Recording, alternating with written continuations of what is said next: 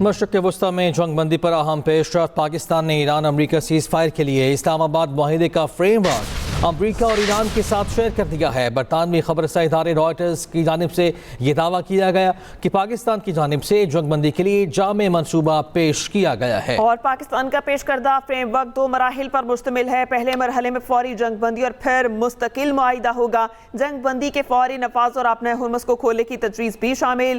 Senior ایرانی عہدیدار کی بھی پاکستانی تجاویز موصول ہونے کی تصدیق۔ رائٹرز سے گفتگو کرتے ہوئے ایرانی عہدیدار نے کہا، مجوزہ منصوبے کا جائزہ لے رہے ہیں، کسی ڈیڈ لائن یا دباؤ کو قبول نہیں کریں گے۔ رپورٹس کے مطابق پاکستانی امریکی نائب صدر اور اسٹیو وکٹوف اور عباس عراقچی سے مسلسل رابطے کیے۔ معاہدے میں ایران کی جانب سے جوہری ہتھیار نہ بنانے کی یقین دہانی کے بدلے پابندیوں میں نرمی کا کہا گیا۔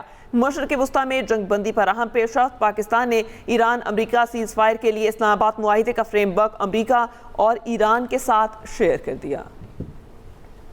ہم نے ثالثوں کے لیے جواب تیار کر لیا، مناسب وقت پر آگاہ کریں گے۔ ترجمان ایرانی وزارت خارجہ اسماعیل بقائی کا کہنا ہے، جائز مطالبات کے اظہار میں کوئی ہچکچاہٹ نہیں، ہم نے اپنے مطالبات کی وضاحت اپنے مفادات کے مطابق کی ہے۔ ہم نے ثالثوں کے لیے جواب تیار کر لیا، مناسب وقت پر آگاہ کریں گے، یہ کہا گیا ہے ترجمان ایرانی وزارت خارجہ اسماعیل بقائی نے۔ ہم نے ثالثوں کے لیے جواب تیار کر لیا، مناسب وقت پر آگاہ کریں گے، اسماعیل بقائی کی جانب سے کہا گیا ہے۔ ان کی جانب سے بھی کہا گیا کہ جو جائز مطالبات کے اظہار میں کوئی ہچکچاہٹ ہمیں نہیں ہے، اس سے پہلے بھی وہ یہ کہہ چکے ہیں۔ ترجمان کی جانب سے کہا گیا کہ ہم نے اپنے مطالبات کی وضاحت اپنے مفادات کے مطابق ہے۔ ادھر ایرانی پاسداران انقلاب کی انٹیلیجنس تنظیم کے سربراہ مجید خادمی شہید ہو گئے۔ ترجمان پاسداران انقلاب کے مطابق میجر جنرل مجید خادمی آج صبح امریکہ اور اسرائیل کے حملے میں شہید ہوئے ہیں۔ ایرانی میڈیا کے مطابق مجید خاتمی نے طویل عرصے تک انٹیلیجنس میں خدمات سر انجام دی۔ مجید خاتمی نے سیکیورٹی انفراسٹرکچر کی تعمیر میں اہم کردار ادا کیا۔ ان کی نماز جنازہ اور تدفین کا اعلان بعد میں کیا جائے گا۔ ایرانی پاسداران انقلاب کی انٹیلیجنس تنظیم کے سربراہ مجید خاتمی شہید ہو گئے۔ ترجمان پاسداران انقلاب کے مطابق آج صبح امریکہ اور اسرائیل کے حملے میں شہید ہوئے۔ منگل کی رات 8 بجے ایسٹرن ٹائم امریکی صدر ٹرمپ نے سوشل میڈیا پر ایران کو دی جانے والی ڈیڈ لائن کا وقت لکھ دیا۔ ترجمان وائٹ ہاؤس کے مطابق امریکی صدر آج اوول آفس میں فوجی قیادت کے ساتھ پاکستانی وقت کے مطابق رات 10 بجے نیوز کانفرنس کریں گے۔ امریکہ اور اسرائیل کے ایران پر نئے حملے، تہران سمیت 12 شہروں میں بمباری۔ تہران کے جنوب مشرقی رہائشی علاقے پر حملے میں 13 افراد شہید اور متعدد زخمی۔ تہران کی ایک اور سائنس یونیورسٹی پر بھی حملہ۔ قم شہر میں بھی رہائشی عمارت کو نشانہ بنایا گیا اور 5 افراد شہید۔ تہران میں گیس تنصیب کو بھی نشانہ بنایا گیا۔ ایران پر حملے میں ایرانی کمانڈر بریگیڈیئر جنرل مسعود شہید۔ ادھر لبنان میں بیروت کے علاقوں میں اسرائیلی بمباری میں 8 افراد شہید اور 55 زخمی ہو گئے۔ امریکہ اور اسرائیل کے ایران پر نئے حملے، تہران سمیت 12 شہروں میں بمباری کی۔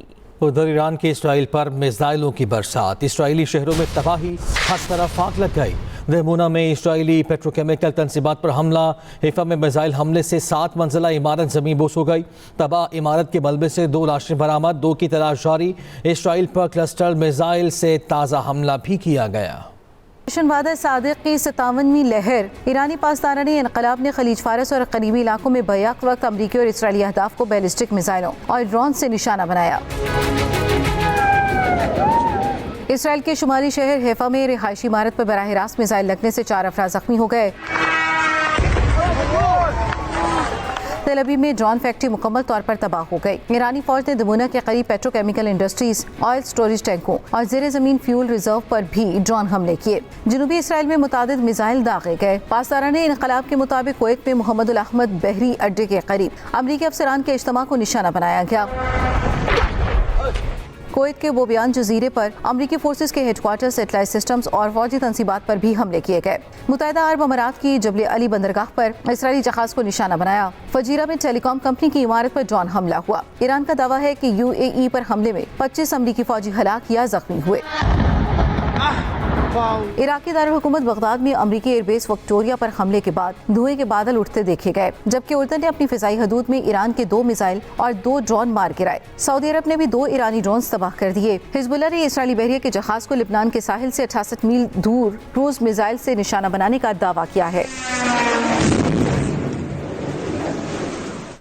ایران نے اسرائیل اور امریکہ کے اہداف پر مسائل ڈرون حملے کیے. حملوں میں تل ابیب کی ڈرون فیکٹری مکمل طور پر تباہ کر دی گئی ہے. اور اس کے علاوہ آپ کو بتائیں وزیر اعظم شہباز شریف کا UAE میں بندرگاہ پر حملے میں پاکستانیوں سمیت شہریوں کے زخمی ہونے پر اظہار تشویش. کہا اپنے شہریوں کی ہر ممکن مدد کے لیے اماراتی حکام سے مسلسل رابطے میں ہیں. پاکستان متحدہ عرب امارات کے برادر عوام کے ساتھ کھڑا ہے. کشیدگی میں کمی کے لیے صبر اور تحمل سے کام لینے پر زور. وزیر اعظم شہباز شریف کا UAE میں بندرگاہ پر حملے میں پاکستانیوں سمیت شہریوں کے زخمی ہونے پر اظہار تشویش.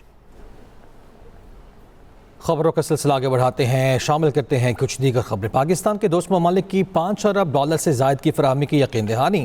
ذرائع کے مطابق متبادل ذرائع سے رقم کا بندوبست ہونے کے بعد پاکستان نے UAE کو $2 ارب ادائیگی کا فیصلہ کیا. متبادل ذرائع سے رقم کا بندوبست. پاکستان نے متحدہ عرب امارات کو $2 ارب ادائیگی کا فیصلہ کر لیا. ذرائع کے مطابق پاکستان کو جون تک مجموعی طور پر $4.8 ارب کی ادائیگیاں کرنا ہے. پاکستان نے ان ادائیگیوں کا بندوبست کر لیا ہے. ذرائع کا کہنا ہے کہ یہ فیصلہ متبادل ذرائع سے رقم کا بندوبست ہونے کے بعد کیا گیا ہے. مجموعی طور پر UAE کو $3.5 ارب کی 3 مختلف فارم کی ادائیگی ہونا ہے. ذرائع کے مطابق یورو بانڈ 10 سال کی مدت پوری کرنے کے بعد میچور ہو گیا ہے. $1.3 ارب کے یورو بانڈ کی ادائیگی اسی ہفتے ہونی ہے. ارشاد انصاری، ایکسپریس نیوز، اسلام آباد. Welcome back. نائب وزیر اعظم اسحاق ڈار اور جاپان کے وزیر خارجہ کے درمیان ٹیلی فونک رابطہ. مشرق وسطی اور خطے کی صورتحال پر تبادلہ خیال. ترجمان دفتر خارجہ کے مطابق دونوں رہنماؤں کا خطے میں جاری کشیدگی میں فوری کمی کی اہمیت پر زور. اہم خبر، نائب وزیر اعظم اسحاق ڈار اور جاپان کے وزیر خارجہ کے درمیان یہ ٹیلی فونک رابطہ ہوا ہے اور دونوں رہنماؤں نے خطے میں جاری کشیدگی میں فوری کمی کی اہمیت پر زور دیا ہے. اب یہ خبر، پاکستان اور ترکی کے مابین عدالتی تعاون کے فروغ کی مفاہمتی یادداشت پر دستخط ہوئے ہیں. سپریم کورٹ، آئینی عدالت کے ججز اور وزیر قانون اعظم نذیر تارڑ نے شرکت کی. اور تقریب سے خطاب کرتے ہوئے چیف جسٹس پاکستان یحییٰ افریدی نے کہا باہم منسلک ہوتی دنیا میں عدالتی نظام الگ نہیں رہ سکتا. ترکی کے عدالتی نظام میں جدت دیکھ کر خوشی ہوئی. ترک وفد کا دورہ تاریخی اور برادرانہ تعلقات کی علامت ہے. مفاہمتی یادداشت دونوں ممالک کی عدلیہ کے لیے اہم ہے. پاکستان اور ترکی کے درمیان عدالتی تعاون کے فروغ کی مفاہمتی یادداشت پر دستخط. موٹر سائیکل سواروں کو سبسڈی دینے کا آغاز ہو گیا. وزیر اعلیٰ سندھ مراد علی شاہ کی نیوز کانفرنس. کہا موٹر سائیکل جس کے نام ہوگی اسی کو ریلیف ملے گا. شہری موجودہ حالات میں موٹر سائیکل فوری طور پر اپنے نام رجسٹر کرائیں. موٹر سائیکل ٹرانسفر کرانے کی فیس ختم کر دی گئی ہے. موٹر سائیکل سوار کو ماہانہ $2000 سبسڈی دی جائے گی. ہفتہ اور اتوار کو 1500 موٹر سائیکلوں کی ٹرانسفر کرائی گئی. ان کی جانب سے یہ بھی بتایا گیا اور یہ بھی کہا کہ محکمہ ایکسائز کے دفاتر صبح سے رات تک کھلے رہیں گے. آگے بڑھتے ہیں. چیئرمین PTI بیرسٹر گوہر کا بانی PTI کے کیسز سماعت کے لیے مقرر کرنے کا مطالبہ. انہوں نے کہا کہ چیف جسٹس یحییٰ افریدی کے پاس اب بھی اختیار ہے. جج فیصلہ کریں، جو بھی فیصلہ آیا ہم اعلیٰ فورم پر چیلنج کریں گے. ملک مشکلات میں اور مہنگائی آسمان پر ہے. آپ رحم کریں، ملک مزید اس کا متحمل نہیں ہو سکتا. جمہوریت کا نقصان ہوگا. چیئرمین PTI بیرسٹر گوہر کا بانی PTI کے کیسز سماعت کے لیے مقرر کرنے کا مطالبہ. اور کہا چیف جسٹس یحییٰ افریدی کے پاس اب بھی اختیار ہے. اسلام آباد میں دفاع پاکستان کونسل، سنی علماء کونسل پاکستان کے زیر اہتمام استحکام پاکستان کنونشن کا انعقاد کیا گیا. اس کنونشن میں اس امر پر زور دیا گیا کہ پاکستان کو درپیش داخلی چیلنجز سے نمٹنے کے لیے قومی یکجہتی اور مؤثر حکمت عملی ناگزیر ہے. کہا گیا کہ اجلاس قانون نافذ کرنے والے اداروں اور افواج پاکستان کی خدمات کو خراج تحسین پیش کرتے ہوئے ان کی مکمل حمایت کا اعادہ کرتا ہے. اجلاس ایران کے خلاف جاری جنگ کو بین الاقوامی قانون اور اخلاقی اصولوں کے منافی قرار دیتا ہے اور اسے امریکہ اور اسرائیل کی جانب سے مسلط کردہ جارحیت سمجھتا ہے اور اس کی واضح دو ٹوک الفاظ میں مذمت بھی کرتا ہے. اجلاس سعودی عرب اور دیگر خلیجی ممالک کے دانشمندانہ اور محتاط طرز عمل کو سراہتا ہے. اس عزم کا اظہار کرتا ہے کہ ملک کی سالمیت، خود مختاری اور استحکام کے خلاف کسی بھی داخلی یا خارجی سازش کا متحد ہو کر مقابلہ کیا جائے گا.